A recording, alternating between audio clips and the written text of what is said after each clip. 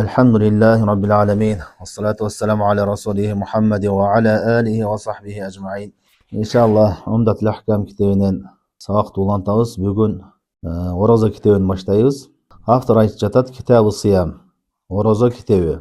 Эми ушул оразону ораза жөнүндө келген хадистерди окурда мурда оразондагы кээ бир шарттарын айтып өтөйлү. Оразонун эки түрдүү шарты бар. Биринчиси важип болуш үчүн шарттары бар. Ораза кимдерге важип, качан важип болот? Андан кийин оразонун экинчиси эмне? Оразонун туура болуш үчүн дагы шарттары бар. Биринчи важип болуш үчүн шарттары бул эмне? Мусулман болуш керек. Бул бардык ибадаттарда мурункуларда өткөнбүз. Капыр адамга ораза парыз эмес, ага исламга кирүү парыз биринчи. Экинчиден балагатка жеткен болуш керек. Эгерде балагатка жете элек болсо, анда ораза парыз болбойт. Балагатка кайсы нерселер менен жетет? Ким билет? Эркек бала балагатка же бел уругу чыгуусу менен майненен, же болбосо ошол авратына, жыныстык жактарына түктөрү чыгуусу менен, эгерде экөө белгиси да жок болсо, анда 15 жаштан балагатка чыгат. 15 жаштан. Ал эми кыздар болсо эмне? Ошол хайыз этеккири келүүсү менен дагы ошондой эле белгилери, анан болбосо ал дагы 15 жаштан балагатка жетет. Демек экинчиси эмне? Уругу ошол балагатка жетүүсү. Пайгамбарыбыз саллаллаху алейхи ва саллям келет, рофи аль калама саласа, 3 түрдүү адамдан калем көтөрүлгөн. Мындайча айтканда, фарыздар милдет эмес. Алар эмне?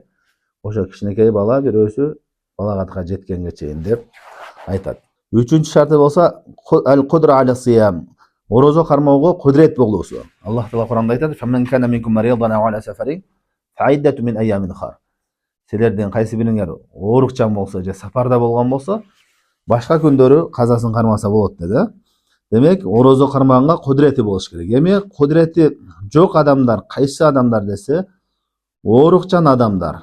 Оору себептүү эгерде ораза кармаса, оорусу күчөйүп кете турган болсо, же айыгуусу кечигип, же аябай кыйнала турган болсо да оору себептүү. Ошол адамдарга ораза фарыз эмес. Качандыр айыкканда анын казасын кармайт. Ошол оорукчан адамдар жалпысынан эки түрдүү болот.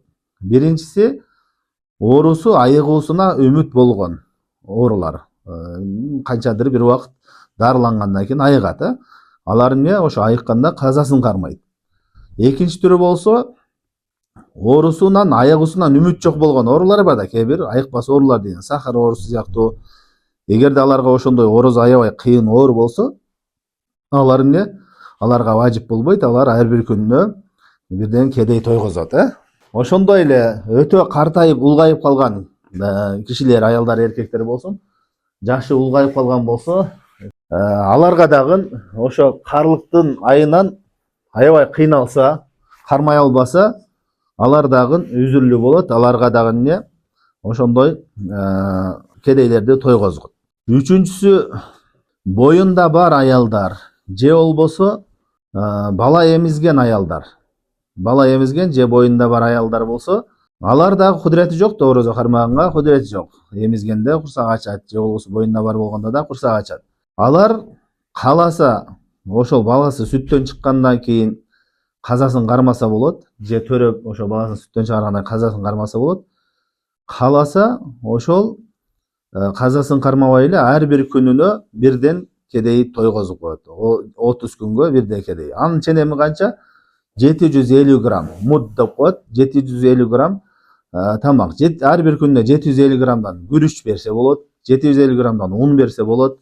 Ушундай жергиликтүү жердин азыгы болгон нерселерден берет. Мисалы үчүн бир айга эсептесең, примерно 23 килограмм болот. 750 граммдан эсептесең, бир айлыкы 23 килограмм ун берип койсо болот, же болбосо кааласа көрүп десе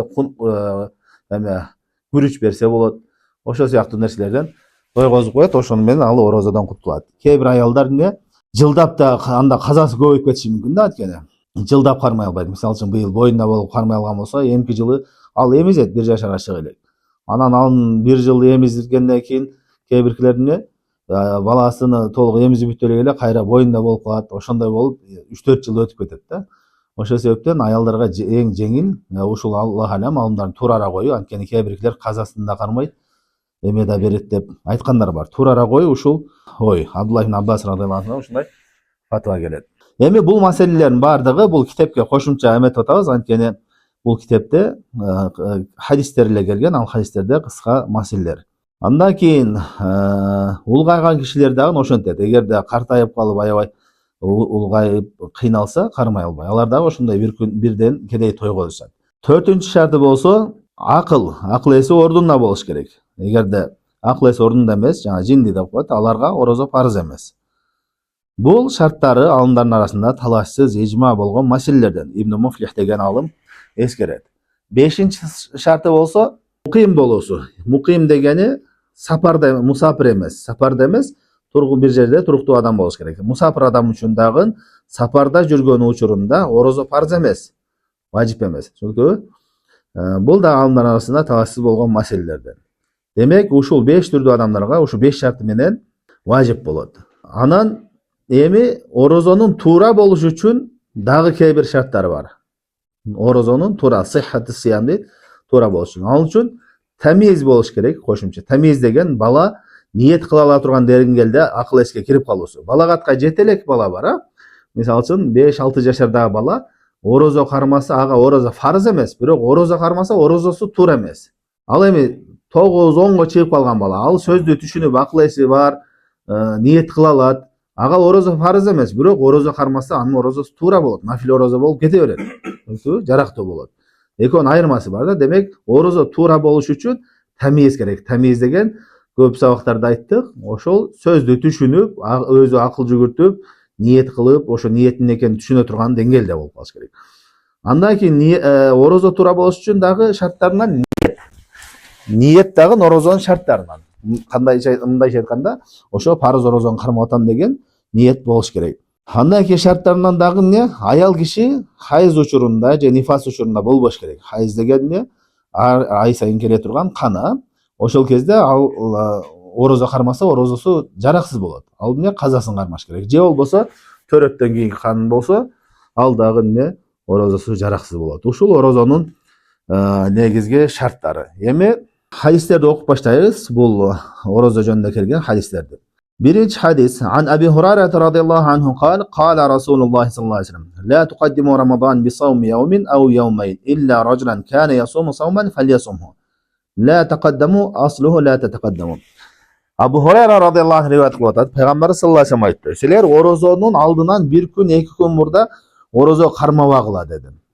Kaçan kaysi bir adam özünün adatı boyunca orozo karmagan orozolori bolsa oşol adamga gana уруксат берилет dedi. Demek orozonun алдынан бирөө орозо кармабай эле жүрөт, бирок орозо айына 2-3 күн калганда кой мен орозону көнүгүү жасап баштап кармап баштай берейин деп баштаса бул болбойт, бул арам. Орозо кармаган пайгамбар саллаллаху алейхи вассалам кайтарган. Нахи кээ бир алымдар эмне? Бул макрух деп айтышкан, кээ бир алымдар арам деп айтышкан. Туурарагы арам, анткени шариатта нахи келсе, кайтаруу келсе, ал арамга далил болот. Бирок бул хадисте айтты, бир гана бир адам адаты орозо кармоо боло турган болсо, анда ал кармаса болот деди. Кандайча десе, бир адам ар дайым биринчи күндү, 4-үнчү күнү нафил орозону кармап жүрөт, Анан ошо биринчи күнү же 4-үнчү күнү орозодон бир күн 2 күн мурдага туура келип калса, адаты боюнча кармай берет. Жана ошондой эле бир адамдын назыр өзүнө назыр кылган орозосу болсо, ал эмне? Кечиктирбей кармай берет. Ошондой эле эмне? Бирөөнүн каза орозосу, мурунку орозодон казасы болсо, ал дагы эмне? Кармай. Ошого чейин бир үзүр себептүү кармай албай калдыбы? Кандай себептер болсун? Ошол күндөрү кармап бүтүрүп койсо, ал үчүн уруксат берилет. Жөн гана жалпы нафила орозо кармаган, ошол күнү баштап кармаган, ошол арам болот. Түшүндүңүзбү? Андан кийинки хадис. Ан Абдуллах ибн Умар радıyallahu anhuma قال سمعت رسول الله صلى الله عليه وسلم يقول إذا رأيتموه فصوموا وإذا رأيتموه فأفطروا فإن غم عليكم فاقدروا له غم حال بينكم وبين رؤيته شيء كغيم وقدر فاقدروا له أي أكملوا عدة شعبان 30 يوما. Abdullah ibn Umar radıyallahu anh rivayet kılıp atат. Peygamber sallallahu aleyhi ve sellem aytты. Orozonu эгерде силер айды көргөн болсоңор, анда орозону кармагыла. Жана ошондой эле айды көргөн болсоңор, оозуңарды ачкыла деди. Эгерде силерге тоскоол болуп көрүнбөй калган болсо, анда эмне кылгыла деди? Шабан айыны 30 күн толуктагыла деди. Бул жерде Пайгамбарыбыз саллаллаху алейхи ва саллям айтып атат. Орозонун кармоо кайсы нерсе менен болот экен? Асыл негизи мусулмандарда айды көрүү менен орозо кармап баштайбыз. Ай дегенде орозо айынын жаңырып Шабан айы бүтүп, орозо айы көрүнгөн күндөн баштап карап, ошонун негизинде орозо кармалыш керек. Түшүнүктүбү? Эми шариатта орозонун киргенини, орозо кирген экендигини билүү эки жол менен гана болот. Үчүнчү жолу жок. Түшүнүктүбү? Эки жол менен гана болот. Бул алымдардын арасында талашсыз ижма болгон маселе. Ибн Кудама рахимахулла бир нече алымдар эскерген. Биринчиси ошо руя көрүү менен болот. Айды көргөн болсок, жаңырды, ким ошо мусулмандар чыгып, айды карады, ай жаңырды, орозо айдын ай көрүндү десек, анда ошону менен каралат. Буга бул хадис далил болот. Экинчи жолу болгон болсо кандай? Эгерде айды караганда Шабан айынын 29 күнү орозо кечинде шамдан кийин айды карайт да. Ай жаңырдыбы, жаңырбадыбы деп. Ай көрүнбөй калган болсо, шамга чейин ошо карайт, күн батарга жакынчы. Ай көрүнбөй калган болсо, көрө албай калдыгы. Ай көрүнбөй калганда кандай болот? Ай көрүнбөй калса, же баягы туман, суман, чаң-паң бирдеке болуп, тоскоол болуп көрүнбөй калышы мүмкүн. Же болбосо, күн ачык болуп туруп деле ай көрүнбөй калышы мүмкүн, Ай көрүнбөй калган болсо, демек биз ошо Шабан айыны эртеси күнү 29-дун кечин карап атабыз да, 30-ду да орозо кармабайбыз, 30 күн толуктайбыз дагы. Андан кийин 31 күнү болот да, ошол орозонун биринчи күнү деп эсептеп кармала берет. Ушул буга да бул хадис башка риваятта келет. Эгерде силерге тоскоол болуп көрө албай калсаңар, анда Шабан айыны 30 күн толуктагыла деген. Бул далил болот. Ал эми астрономиялыкпы, астрономия илими алдын ала эсептеп, күндү эсептеп чыгарып, орозо ушунчасы да болот экен деп айтып коюшуп атпайбы азыр? Тилекке каршы көпчүлүк мусулмандар орозону ошонун негизинде кармайт да. Бул туура эмес негизи. Бул нерсеге шариатта этибарга алынбайт экендигинде алымдар арасында бир пикирге келишип ижма болгон. Ал ижманы кимдер? Шейх ил-Ислам ибн Таймия, Ибн Абдул Бар жана Ибн Хажар рахимахулла деген 3 алым эскеришет. Тилекке каршы азыр көпчүлүк мамлекеттер ошондой эсептин негизинде орозону кармашат да. Түшүнүктүбү? Демек, кайсы бир өлкөдө ошондой жол менен орозо кармаса, мусулман адам ага ээрчиген болбойт. Не себептен болбойт? Анткени ал шариатка каршы, шариаттын жолунан эмес. Кайсы бир өлкөдө шариаттын негизинде айды карап кыла турган болсо, ошолорду ээрчиш керек. Анткени мусулмандардын өлкөсү баары бир болуп эсептелет. Кайсы бир жерде мусулмандар айды көрдүк деп ишеничтүү эмелер тактаган болсо, ошону карап ээрчиш керек. Жанагындай астрономиялык эсеп менен эсептеген өлкөлөрдү ээрчиген болбойт. Эми бирөө айтышы мүмкүн. Хадисте келет, Абу Хурайра жана Айша риваят кылган хадисте пайгамбарыбыз айткан: "Саумука яума тасумун ва фитрукум яума туфтирун." Орозоң эмне? Адамдар орозо кармаган учурда, озуңду дагы адамдар жамаат менен кармайсың деген хадис келген да. Кээ бирлер ушул хадисти эмне дейт? Мамлекетиңде, өзүң жашаган жерде общий жамаат хисабул фаляки ушундай астрономиялык эсеп менен эсептесе дагы ошо жамаат менен бирге болушуң керек. Анткени пайгамбарыбыз айтат, жамаат кармаган күнү кармагыла, жамаат ачкан күнү ачкыла деп атат деп ушул хадисти далил кылат да. Бул туура эмес муну далил кылган. Не себептен? Анткени эгерде биздин өлкөбүздө же башка бир өлкөдө жамаат Шабан айында орозо деп кармаса, ээрчибейсиң да аны. Түшүнүктүбү? Бул шариатка каршы жол. Кайсы мааниси демек, жамаат эгерде шариаттын негизинде кармаса, анда жамаат менен кармайсың. Же болбосо биз орозону Шаввалда кармайбыз десе, ээрчибейсиң аны. Анткени ал шариатка каршы. Түшүнүктүбү? Качан эме болот? Шариатка ылайыктуу болуш керек. Андан бул жерде да бир маселе, кээ бир маселелер бар. Биринчиден, орозонун кирүүсүнү билиш үчүн бир адамдын көбөлүгү жетишиктүү. Хадисте келет, Абдуллах ибн Умар радыйаллаху анху айтат: "Адамдар ушу айды пайгамбарыбыз доорунда айды караганы чыгышты" дейт. Анан мен айды көрдүм деп пайгамбарыбызга кабар бердим эле, адамдарды орозо кармоого буйруду деди да. Демек, шариатта ошо азыр Саудия Арабиясында ошо Шабан айыны жана ажылык айларыны бүт атайын көрө турган, жана телескоптору бар, атайын ай көрө турган кишилер бар, чыгып карашат да. Ошолордун бирөөсү күбөлүк берген болсо, болду, сот аны казы этибарга алат. Башка айларда болсо, сөзсүз түрдө исламда 2 адам күбөлүк бериш керек. Мисалы, Шаввал айынын кирүүсүнө орозо бүттү дегенди бирөө кабар берсе, сөзсүз эки адам айдын жагарганын көрүш керек. Бирок эгерде бир адам көргөн болсо, анын күбөлүгүнү валил амр, эл башчы же казы кабыл кылбай койду да, жок сенин күбөлүгүң жарабайт деп кабыл кылбай койгон болсо, ал жамаат менен кармаш керек болот. Түшүнүктүбү? Өзүнүн күбөлүгүнө таянып жок мен кармай берем деп эметкен болбойт, анткени анын күбөлүгү этибарга алынган жок. Андан кийинки маселе, Аллах алем, бул талаштуу маселе туурараак ой эмне, мусулмандардын өлкөсү баары бир өлкө болуп эсептелинет. Мунун пайдасы эмне?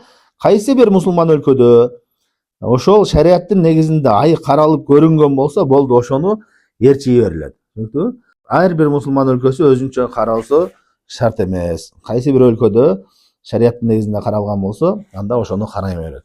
Андан кийин орозодо 29 күнү ай каралган күнү, эгерде көрүнбөгөндүн себеби, айдын көрүнбөгөндүн себеби туман, чаң, ушундай күндүн бүркөлүгү себептүү көрүнбөй калган болсо, анда ошо күнү орозо кармаган сүннөт. Мындай этияттык үчүн, балким орозо болуп калышы мүмкүн деп этияттык үчүн кармаган, бул сүннөт болуп эсептелет. Кийин мунун пайдасы эмне?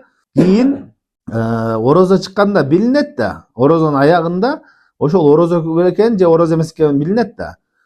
Эгерде 29 күн болуп калса, ошол орозо күн болуп эсептелинет. Түшүндүңбү? Ошондо сиз этияттык үчүн кармасаңыз дагы эмне? Кийин казасын кармабайсың. Ошол күндүн казасы кармалбайт. Эгерде ал күндү кармаган эмес болсоң, кийин 29 күн болуп калды, бир күн башынан өтүп кеттир деп эме боло турган болсо, анда эмне болот? Анда казасын кармаш керек болуп калат. Бул жөнүндө бир нече сахабалардан келген. Абу Суфиян, Абу Хурайра радыйаллаху анху, Асма деген бир нече сахабалар ушундай мустахаб иретинде кармашкан. Андан кийинки маселе, эгерде Пайгамбар саллаллаху алейхи хадисте келет: "Мен сама яумуш шак факад аса Абул Касим." Кимде ким шектүү күндү орозо кармаса, анда пайгамбарыбызга каршы чыгыптыр деген. Абул Касим пайгамбарыбызга каршы чыгыптыр. Шектүү күн деген ошо көрүнбөй калган күн шектүү да негизичи, ай көрүнбөй калган күн. Бул алымдар айтат, шектүү күн кайсы дегенде, бул да алымдардын арасында аябай талаштуу маселе. Туурарагы шектүү күн бул 29 күнү карасак, бирок күн ачык болуп туруп көрүнбөй калса, ошондо шектүү болот. Күн ачык айкын көргөн жокпуз айда. Ошондо орозого этияттык үчүн кармай берейинчи десең, ал күнөөкөр болосуң да, туура эмес болот. Качан туура болот? Эгерде күн бүркөө болуп бир эме болсо, анда кармасаң болот. Анткени бул жөнүндө бир нече сахабалардан далилдер келген. Андан кийинки хадис: Ана Анас ибн Малик радыйаллаху анху قال قال رسول الله صلى الله عليه وسلم تسحروا فإن في السحور بركة. Анас радыйаллаху анху риwayat кылып атат, пайгамбар саллаллаху алейхи вассалам айтты: Саарлык кылгыла дейт. Саарлык деген орозодо эртең менен сухур, эртең менен тамак жеген. Саарлык кылгыла, анткени саарлык кылуу бул нерседе береке бар деди. Бул саарлык кылуу бул мустахаб, сүннөт амал. Бул алымдардын арасында талашсыз болгон ижма маселе, сүннөт экендигинде. Не себептен фарыз эмес? Пайгамбар саллаллаху алейхи вассалам буйрук кылып атат го. Буйруктар негизи фарызга далил болот да. Буйрук кылып атат го десе, биринчиден алымдардын түшүнүгү, алымдар эмне? Ижма болгон. Бул эмне эме экендигине, мустахаб экендигине, сүннөт экендигине. Экинчиден пайгамбар саллаллаху алейхи вассалам жана бир нече сахабалар висал кылган. Висал деген орозону улантып кетүү. Кечинде да ооз ачпастан кайра эле эртеси күнгө улантып кетүү, 2 күн 3 күндө улантып кетүү. Бул висал деген. Ушул эгерде фарыз болгондо, анда ооз ачыш керек болот эле. Алар эмне? Ооз ачпай улантып кетти. Демек, саарлык кылуу деген, сухур деген бул эмне? Сүннөт. Бул нерсени сухурдун вактысы качандан башталат десе, түндүн экинчи бөлүгүнөн.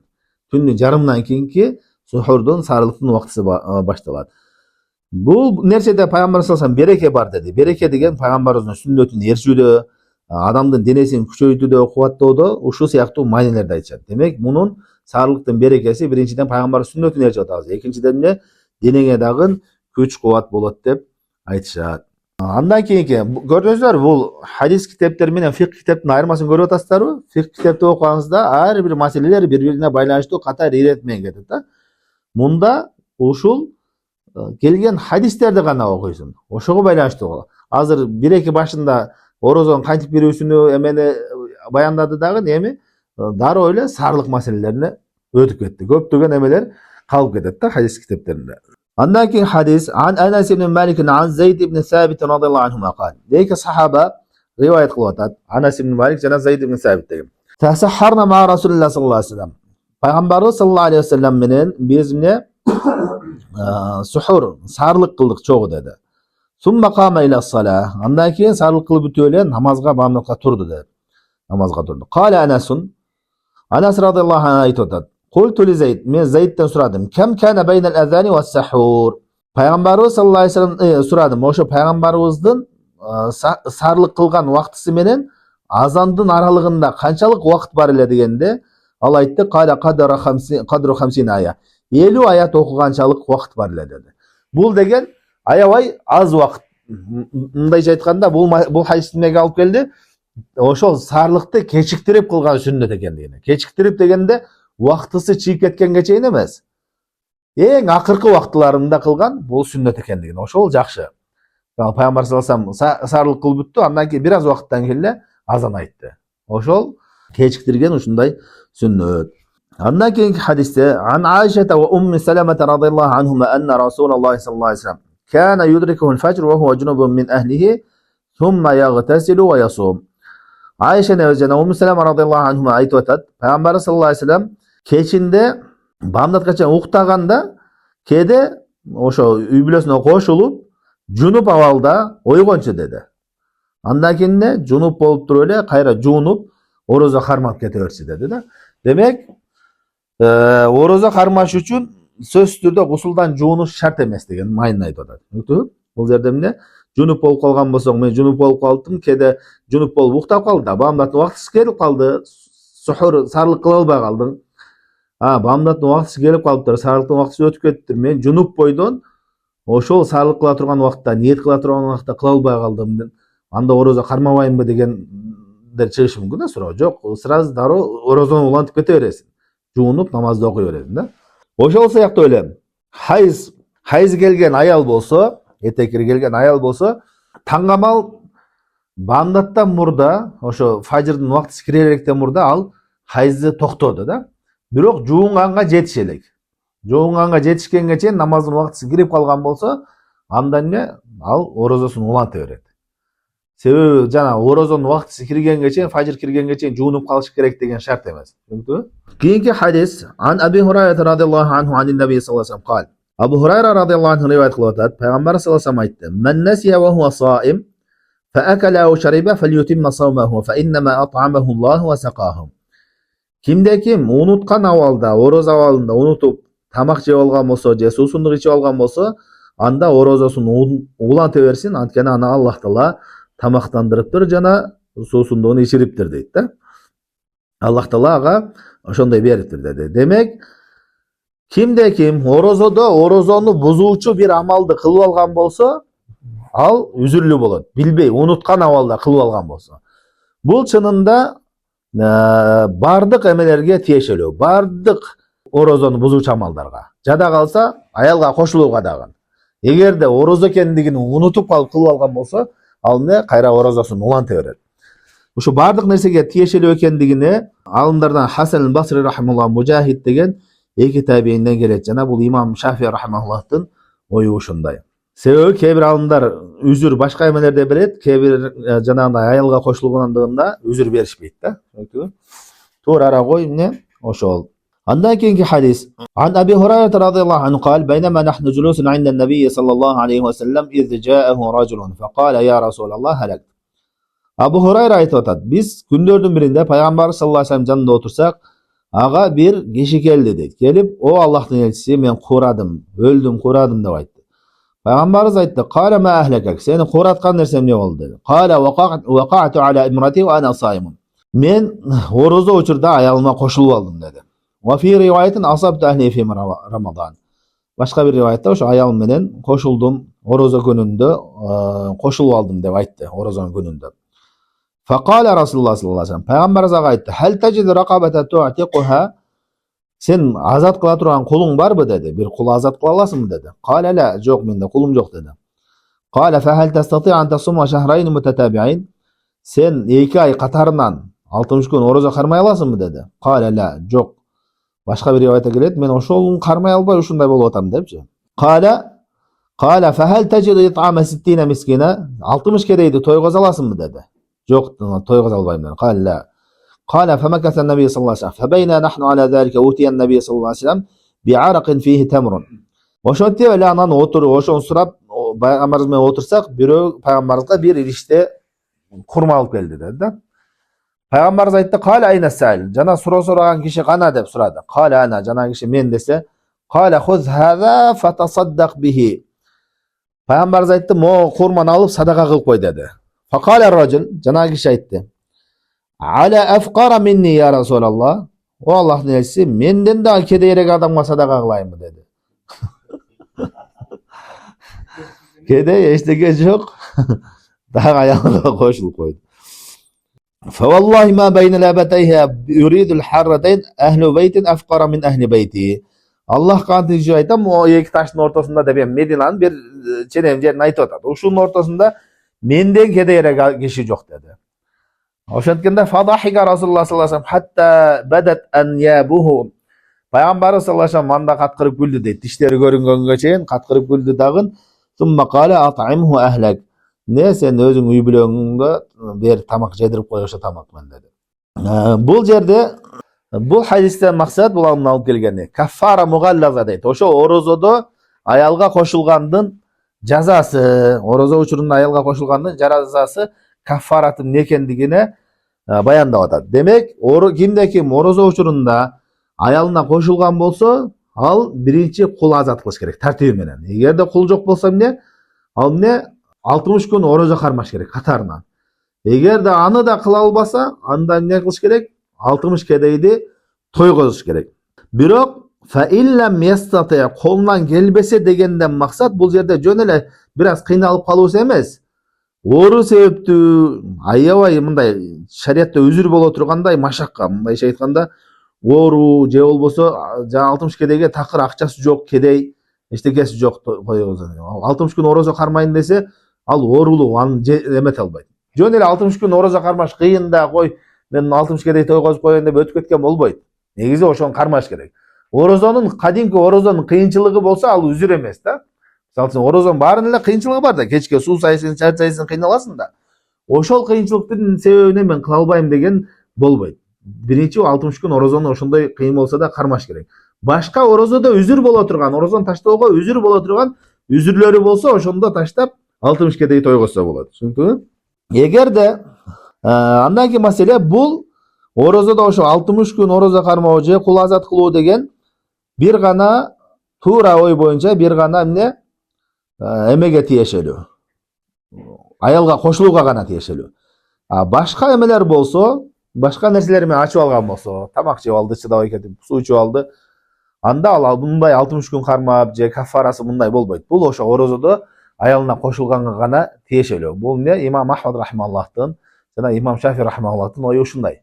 Имам Малик жана Абу Ханифа рахималлах алар бардык эмелерге тиешелүү деп айтышат. Себеби бул жерде бир гана ошол эмеге келген. Башка нерселерге мындай келген эмес. Жана ошондой эле бул орозо учурунда, орозо айында гана тиешелүү. Башка орозолорго мындай эмес. Түшүндүңбү? Орозонун орозосуна гана, орозо айында гана ошого тиешелүү. Андан кийин эгерде ушул нерселерди кыла албай турган болсо, чындап эле үзүрү бар болуп, бул сахабадай болуп, үзүрү бар болуп кыла албай турган болсо, анда ал кечиримдүү болот ага. Анын ордуна башка кыла турган нерсе жок. Түшүндүңбү? Эми бага хадисте пайгамбар саллаллаху алейхи вассалам курманы садака кылып кой деди го. Бул кафара иретинде эмес ал. Ал жана ченемде курма эмес, биринчи белгилөөсү. Экинчиден, эгерде кафара болсо, аны өзүнүн үй бүлөсүнө бер деп айтмак эмес да. Аны кедей болгон үчүн жөн эле садака кылып кой деп айтты. Ал кафара эмес. Андан кийин жимадан максат, кошулуудан максат эмне? Аялдын жыныстык мүчөсүнө эркектин жыныстык мүчөсү кирүүсү. Мисалы үчүн кээде болушу мүмкүн да. Жыныстык мүчөгө тийбей эле жакындап атып эмеси бүтүп калган, уругу чыгып кеткен, ушул сыяктуу. Андай эмес, ошол кошулган, жыныстык мүчөгө кошулгандыгыны айтылат. Түшүндүңбү? Ошондо кафара болот. Ал орозону бузат, бирок кафара болбойт ал нерседе. Бирок орозону ачып бергендиги бул чоң күнөөкөр болот. Орозону башка нерсе менен ача турган болсо, ал чоң күнөөкөр болот. Эмне аны эмеде келет, сахабалардан келет, анын ордуна өмүр бою орозо кармаса да аны толуктай албайт. Мындайча айтканда казасын кармаш керек. Бирок эмне? Сен ошол орозодай кылып ордун толуктай албайсың баары. Ошон үчүн ал чоң күнөөкөр ки муну каффара жок десе жеңил экен деп жеңил карабаш керек да. Каффара жок, бирок ал чоң күнөө болуп эсептелет. Эми ушул хадис орозону бузуучу нерселерди эскергенден кийин бул жерде орозону бузуучу кээ бир амалдарды эскерип кетели. Биринчиден бир эрежени билип алышыбыз керек. Асыл негизи эч бир амал орозону бузбайт, бул кайда, эреже. Эч бир нерсе орозону бузбайт дейбиз. Кайсы нерсе бузат, кайсы нерсени орозону бузат деп далил келген болсо ошолор гана бузат. Демек, биз эмне монтип сурай бербейбиз. Мен уктап калыптмын, орозом бузулдубу? Мен бүгүн катуураак чуркап койдум, орозом бузулдубу? Мен душка түштүм, орозом бузулдубу? Мындай кылдым, орозом бузулдубу? Музыка уктум, орозом бузулдубу? Айта берет да, ар кандай нерсе. Асыл эчтеке бузбайт. Кайсы нерсеге далил келген болсо бузат деп. Ошолор гана бузат. Эми ошол далил келген нерселерден биринчиси болсо эмне? Тамак ичүү жана суусундукту ичүү. Ушул нерсе орозону бузат. Аллах Таала Куранда айтат: "Вакулу вашрабу хатта ятабайяна лакум ал-хайтул абьяду минал хайтил асвади минал фаджр." Силер тамак жеп иче бергиле качандыр ошо таң ачык алган болгонго чейин деди да. Демек андан кийин тамак жесе болбойт. Бул алымдардын арасында талашсыз маселелерден. Эми тамак ашка кайсы нерселер дагы кошулат десе, кайсы бир нерсе ошо азык боло турган же суусундукту баса турган нерселер болсо, анын баардыгы кирет. Мисалы үчүн Пайгамбарыбыз айтты: "Балиг фил истиншак илля ан такуна сайман." Орозодо мурдуңду катуу тарткын, эмеде дарат алганда мурдуңа сууну катуу тарткын, бир гана орозо учурунда тартпагын деди. Анткени эмне? Ал мурдуңа сууну тарткан болсоң да, ал ичине кирип кеткен болсо, тамак жакка кетип калса, орозону ачат. Ошон үчүн бул не суусундук иретинде кетип атат. Жана ошондой эле уколдун түрлөрү бар. Уколдун кээ бир түрлөрү бар, азык иретинде кетет, адамга тамак иретинде кетет. Алар баардыгы оозду ачат. Мисалы үчүн глюкоза дейли, же болбосо витаминдер, витаминдерди берет да. Кээ бир адам ооруп калганда, тамак жей албай калганда ар түрдүү витаминдерди берет. Ал азык болот. Демек, ошол уколдордун баардыгы оозду ачат. Уколдун экинчи түрү эмне? Ал витамин эмес, жөн эле дары, азык эмес, дары иретинде берген. Эмелер, мисалы үчүн антибиотиктер бар, алар оозду ачпайт. Алар ачпайт, орозону бузбайт. Же болбосо жана сахар эмелер эме алат, инсулин алат. Алар эмне оозду ачпайт, ал нерселер орозодо оозду ачпайт. Жана ошондой эле жанагы аба жетишпей ооздук кээ биргилер дем ала албай оозуна мындай ингаляция кылып жүрөт го. Ошол дагы ал эки түрдүү болот. Караңыздар. Биринчиси суу, баягы суюктук болот. Чачканда ал тамчылап суу болуп кирет, ал ачат. Экинчиси ал суу эмес, жөн эле баягы газ сыяктуу, газ. Ал нерсе ачпайт. Түшүнүктүбү? Демек, ингаляция кылганда да ошондой баягы тамакка чачкан нерселер газдай болуп, воздух боло турган болсо, ал ачпайт. Ал эми суудан боло турган болсо, тамчы болуп сууга айлана турган болсо, ал нерселер оозду ачат. Демек, тамак ашка ушул нерселер кирет. Эми экинчи оозду ачуучу нерсе, далил келген нерселерден бул аялга кошулуу. Ухилла лакум лайлата сиямир рафасу иля нисаикум. Сумма кал фалана башрун. Андан кийин Пайгамбарыбыз айтты, ошо орозонун түндөрүндө аялдарыңарга кошулууга уруксат берилген да, түндөрүндө деди, күндүз эмес. Жанагы жогоруда эскерилген хадисте дагы келди. Ошол орозого аялга кошулган ал чоң кафара бар экендигинде. Үчүнчүсү орозону бузуучу нерселер инзалум ма'ал мубашара дейт. Эми орозодо не аялга кошулбаса дагы башка жолдор менен урук чыгаруу, бел уругун чыгаруу да. Ал аялыңды кучактайсың, өпкүлөсүң, бирок кошулган жоксуң. Же болбосо бир адам өзү менен өзү алек болуп эле чыгарып алган болсо да, ал баардыгы орозону бузуучу. Кандай жол менен болбосун, бел урукту чыгарган болсо. Бирок оору себептүү болуп чыгып кете турган болсо, ал бузбайт. Мисалы үчүн бир адам, кээ бир оорулуулар бар, бел уругу чыгып кете берет, ал мындай дүүлүк болсо дагы, шахват козголсо дагы оору себептүү чыгып калат да. Ал нерсе бузбайт. Атайын өзү чыгарган болсо, аракет менен жасап чыгарган болсо бузат. Же болбосо түшүркөп чыккан болсо, уктап түшүркөп турса чыгып кеткен, анда дагы бузбайт. Түшүнүктүбү? Демек, кайсы нерсе менен чыгат? Өзүң ошо аракеттерди жасаган болсоң чыгарууга, ошондо бузулат. Шахват менен чыккан бел уругу ошол бузат. Андан кийин төртүнчүсү болсо, атайлап кускан. Атайлап куса турган болсо, анда дагы орозо бузулат. Бул Абдуллах ибн Умар радыйаллаху анхудан келет. Мен истақафа алейхи қада ва мен зарa'аху қай фала шай'a алейх.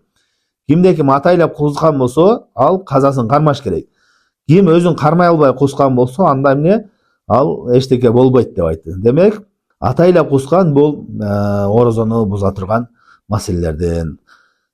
Бешинчиси болсо, бул хижама кылуу. Хижама кылганда орозо бузулат. Хижама кылдыра турган болсо бузулат. Пайгамбар саллаллаху алейхи айтты: "Афтарал хажим вал махжум." О хижама кылгандагы, кылдыргандагы орозосу бузулду деди. Эми ошол хижамага кан беребиз азыр, кан алат. Ошол киреби, кирбейби десе, алымдар айтат, хижамага кирбейт ал. Мисалы үчүн бирөөгө кан берип атасың, же болбосо анализге кан тапшырып атасың, ошондой нерселердин баардыгы хижамага кирбейт. Ал орозону бузбайт.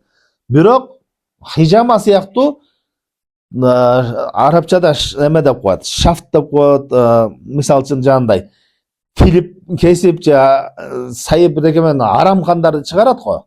Ошо арам хижамадан башка жолдор менен ошондой арам канды чыгаруу жолдору болсо, ал дагы хижама сыяктуу орозону бузат деп айтышат алымдар. Түшүнүктүбү? Анткени ал хижаманын өкүмүн алат деп. Демек, анализге кан тапшыруу, бирөөгө кан берүү бул орозону бузбайт. Алтынчысы болсо, ал-азму алал фитр. Оозду ачууга чындап ниет кылуу. Мындайча айтканда, бирөө орозо кармады, орозо кармап түшкө келгенден кийин, кой, чыдабай калдым, оозумду ачтым деди, оозум болду, мен орозому буздум деп чындап уже ниет кылды. Бирок эчтеке жеген жок, жейин десе эчтеке таппай калды, ичейин десе эчтеке таппай калды. Кой, уланта берейинчи десе, ал уже анын орозосу бузулат. Анткени орозонун майысында орозонун майысы таң киргенден баштап күн батканга чейин ошо орозом деген ниетте болуш керек. Ал ниетини бузуп атат. Ошол бузары менен эчтеке жебесе дагы бузулуп кетет. Түшүнүктүбү? Бирок эгерде мутараддид болуп атса, экиленип аткан болсо, оозумду ачып берсемби, ачып бербесемби, эмне кылсам деп турат, супу чыгып калса экен деп келди, анан бирок эмне так кескин түрдө бузам деген жок. Кой, ачпай эле коеюнчу, ушунча калды, 2 саат калыптыр, чыдап коеюнчу десе, анда уже бузулбайт аныкы. Түшүнүктүбү? А берки уже буздум болду, ачтым деди дагы караса банкрот, эчтеке таппай калды, орозосу да жок, жегенге да эчтеке жок, ал бузулат.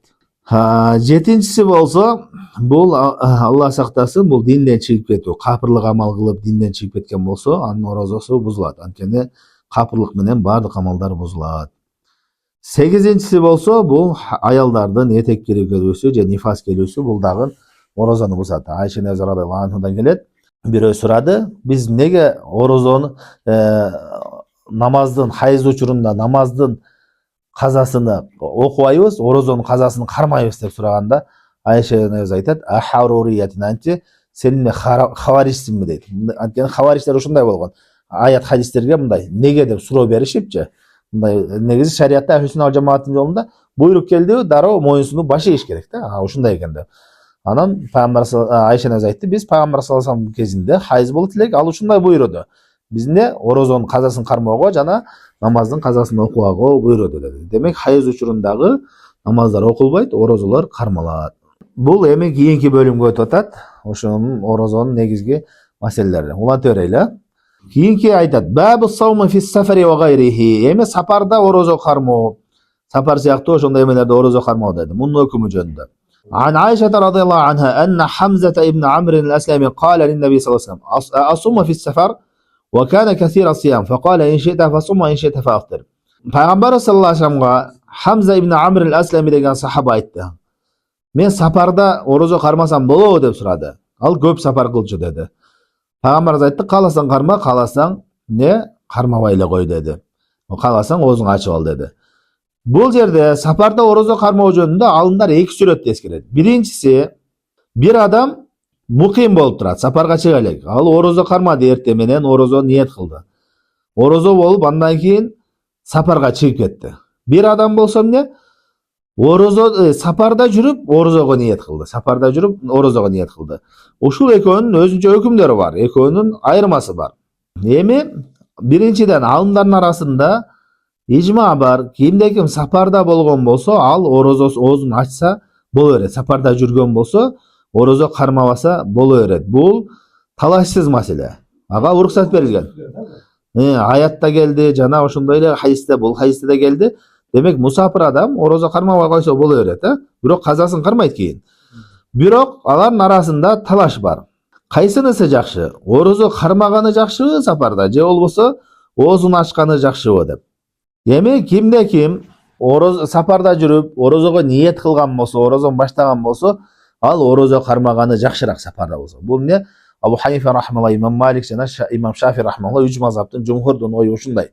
Сапарда орозо кармаган жакшыраак. Ушул эмне? Сахабалардан Анас ибн Малик, Усман ибн Абил Ас деген сахабалардан келет. Ушулар айтып атат, орозодо сапарда орозо кармаган жакшыраак деп. Ошол себептен хадисте келет, пайгамбар саллаллаху алейхи вассалам сапарда жүргөндө сахабалар менен орозо кармашып, анан бир жерге жеткенде аябай сахабалар кыйналып кетишет. Ошондо пайгамбар саллаллаху алейхи вассалам сууну алып, ичип, анан сахабалар да оозун ачкан. Демек алар асыл негизи орозо кармады. Качандыр кыйналып машакка пайда болгондо анан кармаган жок. Түшүнүктүбү? Андан кийин оозун ачты. Аз башка хадистерде келет, пайгамбар саллаллаху алейхи вассалам сахабалар сапарда жүргөндө пайгамбарыбыз менен Абдуллах ибн Раваха деген эки сахаба орозо болот. Ошол сахаба пайгамбарыбыз экөө орозо болушат. Демек, орозо кармаган сапарда жакшыраак. Экинчиден ал эмне? Эртерээк кутуласың, ал фарыз. Кийин дагы сенин мойнуңда калбайт да. Сен сапарда кармабасаң дагы кийин кармашың керек баары. Бирок кимде ким ачам десе, ал айыптуу иш эмес, ачса боло берет. Ал эми экинчи сүрөтү бир адам мусафир эмес, муким, орозо кармады, ниет кылды, андан кийин сапарга чыгып кеткен болсо, ошол оозуну ачса болобу болбойбу дегенде жумхур алымдар, жалпы алымдар, Имам Малик, Имам Абу Ханифа, Шафи рахмалла, алар оозуну ачса болбойт дейт, ал толук бүтүрүш керек дейт. Имам Ахмад рахмалла турар огой боюнча Аллах алам, ал дагы оозуну ачса болот, уруксат берилет. Анткени аятта жалпы келген фамен кана минкум маридан ау аля сафарин, кимдеки мусафир оорулуу болсо же мусафир болсо башка күндөр карма берсин деди. Демек бул жалпы келген да. Ошон үчүн эле уруксат берилет сапарда болгон болсо. Бирок өз убагында кармап койгону жакшыраак. Андан кийинки хадис. Анас ибн Малик радhiyallahu anhu кал. Анас ибн Малик radhiyallahu anhu риваят кылып атат. Кунна нусафиру ма наби саллаллаху алейхи вассалам. Пайгамбар саллаллаху алейхи вассалам менен сапарга чыкчубуз. Фалам яйби сайму алал муфтир ва алал муфтир ала сайм. Биздин ичибизден эмне? Орозо кармагандар, орозо кармабагандарды айыптачу эмес дейт. Ошондой эле оозун ачкандар эмне? Орозолорду айыптачу эмес дейт. Мындай айтканда экөөнтен кылсаң боло берет деп. Кийинки хадис ан Аби Дарда радhiyallahu anhu кал. Аби Дарда риваят кылып атат. Харажна ма Расулуллах саллаллаху алейхи вассалам фи шахри Рамадан фи харрин шадидин. Пайгамбар саллаллаху алейхи вассалам менен орозодо биз ушундай ысык күндө орозодо сапарга чыктык. Хатта ин кана хадуна ла яда ядаху ала расихи мин шиддатил хар. Ушунчалык ысык болчу, биздин бирөөбүз эмне ысыктан колуну башына коюп ушундай ысыктан коргонушчу дейт. Ва фина саимун илля Расулуллах саллаллаху алейхи ва Абдуллах ибн Раваха. Биздин арабызда ошондо бир гана пайгамбарыбыз менен Абдуллах ибн Раваха гана орозо кармады деди. Калганыбыз баарыбыз оозубузду ачтык деп атат да. Бул эмне? Ошол орозо кармаган жакшыраак экендигине далил болот. Анткени пайгамбар саллаллаху алейхи вассалам эң жакшысын кылат. Кийинки хадисте ан Жабир ибн Абдуллах радhiyallahu anhu кал. Кана Расулуллах саллаллаху алейхи вассалам фи сафарин фара зихаман ва раджулан кад зуллила алейхи. Жабир ибн Абдуллах деген сахаба риваят кылып атат. Пайгамбар саллаллаху алейхи вассалам сапарда болду дейт. Анан бир топ адамды ошо сапардагы шериктеринен адамдай топтолуп калышып бирөөгө көлөкө кылып аткандарын көрдү дейт да. Факала ма хаза. Пайгамбар саллаллаху алейхи вассалам не болду деди. Калу саимун. Бул орозо киши экен, өзүн жоготуп кыйналып баштады. Пайгамбар айтты: "Кала лейса минал бирри ас-сияму фис сафар." Сапарда орозо кармоо бул жакшылык эмес деди. Риваятта башка муслимдин риваятында келет: "Алейкум би рухсатиллахи лати раххаса лакум." Силер Аллах Таала берген уруксатты албайсыңар, ошону алгыла деп уруксат берген деп. Демек, фиқ деген эмне? Фиқ деген ушул аят хадистерди бириктирип жыйнап түшүнгөн. Бир жагын эле алып алуу эмес. Кээ биркилери бар да, сапарда орозону кармасаң жакшыраак десең эмне? Кармап кое берели десең, лейсе минал бир асиям фис сафар. Орозодо сапарда орозо кармаган жакшылыктан эмес, бул хадис деп айтышат да. Анда ал берки хадистерди эмне кылабыз анда? Аларды таштап коебуз. Андай эмес. Бул эмне? Кимдин абалы ушундай болсо, машаккат, кыйналып атат, чыдабай баратат, ал үчүн оозун ачкан жакшы. Кадимкидей эле кармай турган болсо, кыйналбай турган болсо, орозо кармаган жакшы. Анткени пайгамбар саллаллаху алейхи вассалам кармады. Түшүнүктүбү? Демек бул ушундай абалдагы адамдарга кыйналып бараткан болсо, анда ачып эле алган, ал үчүн жакшы. Кыйналса дагы кармай берген, ал эмне? Жакшы эмес. Анас ибн Малик радhiyallahu anhu кал. Эми Анас ибн Малик деген сахаба риваят кылып атат. قال كنا مع النبي صلى الله عليه وسلم في السفر فمنا الصائم ومنا المفطر. Пайгамбары саллаллаху алейхи ва саллям менен сапарда болдук. Биздин ичибизде орозолор бар эле жана оозу ачкандар бар эле. فنزلنا منزلا في يوم حار واكثرنا ظلا. Анан бир жерге түштүк. Ушундай күн ысык болчу дейт. Биздин арабызда эң көлөкөсү жакшы болгон ким деди? Сахибул киса. Кийими бар киши дейт. Мында кийим менен көлөкө кылып атты дейт да өзүнө. Wa minna man yattaqi ash-shamsa bi yadihi. Биздин ичибизде кээ биркилер күндү колу менен тосуп атты.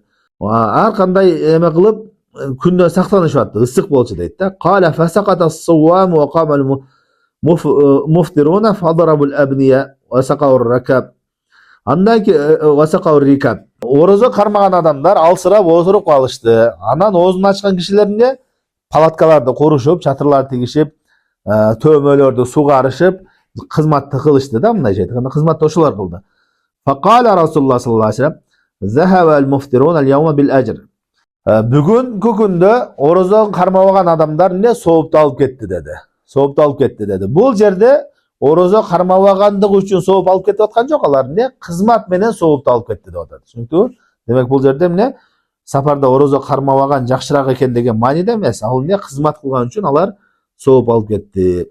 Кийинки хадис ан Айша радhiyallohu anha قالت. Айша radhiyallohu anha риwayat кылып атат: "Кана якун алейя сауму мин Рамадан, фама астати ан aqdiya илля фи Шабан."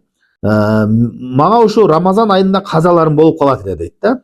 Аны Шабанда гана өтчүмүн. Мындайча айтканда орозонун алдыңкы айда гана казасын өтүм. Бир жыл бою казасын аткарбастан Шабан орозого жакын келгенде гана аткарчумун дейт. Эми кийинки орозого чейин кимде ким? Демек, биринчиден бул маселе эмне? Бирөөдөн орозосу карыз болгон болсо, кийинки орозого чейин кечиктирбеш керек. Ошол аралыкта бир жылдыктын арасында кайсы күнү кармаса боло берет. Түшүнүктүбү? Бир жылдын арасында кийинки орозого жеткирбей кармаш керек. Эми кийинки орозого кечиктирип койгон болсочу кармабай. Кечиктирип койгон болсо, ал адамдын абалы эки түрдүү болот. Эки түрдүү адам. Биринчиси жөн гана эч кандай себеп жок эле кечиктирген. Бул адам эмне кылат? Кийин казасын да кармайт, ар бир күнүнө бирден кедей да тойгозот. Кийин орозодон кийин кармайт дагы, ар бир күнүнө бирден кедей тойгозот.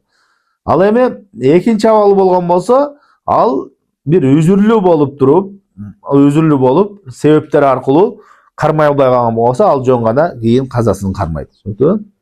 Андан кийин кимден орозодон казасы бар болгон болсо, ал нафил эч кандай нафил орозо кармаган болбойт. Мисалы үчүн бирөөнүн орозодон 3 күн карызы бар, анан кой мен Шаввалды биринчи кармап алайын, анан кийин орозонун казасын кийин кылам десе болбойт. Ал орозонун казасын биринчи кылыш керек. Ошондой эле ал үчүн Ашура күнү кармаган болбойт, Арафат күнү кармаган болбойт. Биринчи, экинчи күндөрдү кармаган, биринчи, төртүнчү күндөр кармаган болбойт. Ал эң биринчи эмне? Фарыз казасын өтөш керек дагы, андан кийин башкасын кармаш керек. Абу Хурайра радhiyallohu anhu келет: "Ибда бима фарадаллах." Аллах таала фарыз кылган нерседен баштагын деп. Эми бул жерде бирөө айтышы мүмкүн. Айша энебиз бир жыл бою кармабай Шабан деле кармап атат го. Эми Айша энебиз ошончо сүннөт орозолорду кармабай жүрдү беле дегенчи анда.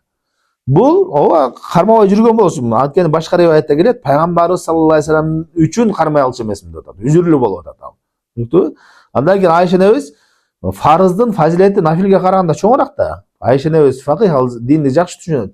Фарызды таштап коюп сүннөткө өтүшү мүмкүн эмес. Демек, Айша энебизде орозо кармабаганга себептер болгон да. Түшүнүктүбү? Андан кийинки хадис ан Айша радhiyallohu anha анна Расулуллах саллаллаху алейхи ва саллям кал. Айша энебиз айтып атат, пайгамбар саллаллаху алейхи ва саллям айтты: "Мен мата ва алейхи сиямун сама анху валийюху ахрajаhu Абу Дауд ва кала хаза фи ан-назр ва хува каул Ахмад ибн Хамбал." Кимде ким өлүп калган болсо, анын каза орозосу болгон болсо, анын ордуна валиси кармайт деди. Валиси деген атасы, баласы, байкеси, ушул сыяктуу жакындары да кармайт деди. Башка бир риwayatта эмне? Назыр орозо деп келген. Бул Аллах алем туура ой боюнча орозо фарыз орозого кармалбайт. Назыр орозо кармалат. Бирөө мен Аллах таалага назыр кылдым орозо кармоону. 3 күн орозонун кармоону, мына орозого чейин 3 күн орозо кармоону назыр кылдым деп туруп, кармалып өтүп кеткен болсо, анын эмне ордуна баласы, атасы ошондой кишилер жакындары кармап коюш керек. Бул фарыз эмелер кармалбайт, казасы кармалбайт бирөөнүн ордуга. Кийинки хадис ан Абдуллах ибн Аббас радhiyallohu anhu кал. Абдуллах ибн Аббас радhiyallohu anhu айтып атат: "Жаа ражулун иля наби саллаллаху алейхи ва саллям факала я Расулаллах." Bir kişi Peygamber sallallahu aleyhi ve sellem gelip aytdı. O Allah'ın elçisi. İnne ummi matetu aleyha savmu şehrin afaqdiha anha. Çınında men apam ölüp kaldı. Anın bir aylık orozası var. Oşonu kazasını atkaram mı degende. Fakale lev kana ala ummike deynun ekunte qadiyetun anha. Peygamber aytdı. Eğer de apandın karızı var bolgonda oşonu төлey öleң dedi. Allah aytdı ova da aytdı. Kale fedeynillahi hakkan yokta. Allah'ın karızını төлөө bul zarılırak dep aytdı. Ve fi rivayetin başka bir rivayette uşulle hadis. Caat imratu ila Resulullah sallallahu aleyhi ve sellem. Ya Resulullah inne ummi matet aleyha savmu nazrin. O Allah'ın elçisi benim apam ölüp kaldı. Anın nazır kazası var dedi. Uşul hadisin başka rivayeti. Afa asumu anha oşonu okuyayım mı kazasını karmayayım mı degende janağı sözdü kaytalıp aytdı. Demek bu hadis ne nazırga tiyешелүү ekendигине dalil bo'ladi. Keyingi hadis an Sahl ibn Sa'd radhiyallohu anhu anna Rasululloh sallallohu alayhi vasallam qol la yazalun nas bi khairin ma ajjal fitr. Payg'ambar sallallohu alayhi vasallam shunday deb aytdi, odamlar yaxshilikning ustunda ne o'z ochuni erteletishgan bo'lsa, bundaycha aytganda o'z ochuni kechiktirmasdan o'z vaqtida ochgan bo'lsa dedi. Demek o'z ochuni kechiktiruv emas, erta qilib bu sunnat. Keyingilar taqvochilik qilamda da kechiktirib o'tiraverdi, андай emas. O'z vaqtida qilgan o'shol sunnat. Erteletүү degenden maksat vaqtisidan erте деген emas. Vaqti kirgende gana açış gerek, daroo açуу. Keyingi hadis an Umar ibn Hattab radhiyallohu anhu qal qala Rasululloh sallallohu alayhi vasallam. Abdullah ibn Umar ibn Hattab degan sahaba rivoyat qilib atadi. Payg'ambarimiz aytdi: "İza aqbala al-laylu min hahuna wa adbara an-naharu min huna faqad aftara as-sa'im." Yani kun bu yoqdan batib kelip gündüz ketken bolsa anda oroza adam ozu açıldı dedi. Mындайча айтканда күн баткан болсо, кечкирген болсо болду, озуң ачылды dedi. Ошонун маанисин алымдар айтат. Оз ачылды дегенде автоматтык түрдө эчтеке жебесе дагы оз ачылып калабы күн батары менен. Же болбосо өзү ниет кылып бирдеке жесе ачылабы дегенде Аллах алем туурарагы бул өзү эме кылып ачкан болсо ачылат. Жөн гана автоматтык түрдө ачылып калбайт. Анткени сахабалар Пайгамбар саллаллаху алейхи вассалам орозону улантышкан да васыл кылышкан. Эгерде автоматтык түрдө ачылса, анда уйсал болмок эмес, жана улантуучу. Andan keyingi hadis ko'yib ketmedi. Mo oxirgi emaga cheyin ushul hadis ekan oxir. An Abdullah ibn Umar radhiyallohu anhu qol. Abdullah ibn Umar degan sahaba rivoyat qilyapti. Naha Rasululloh sallallohu alayhi vasallam anil wisal.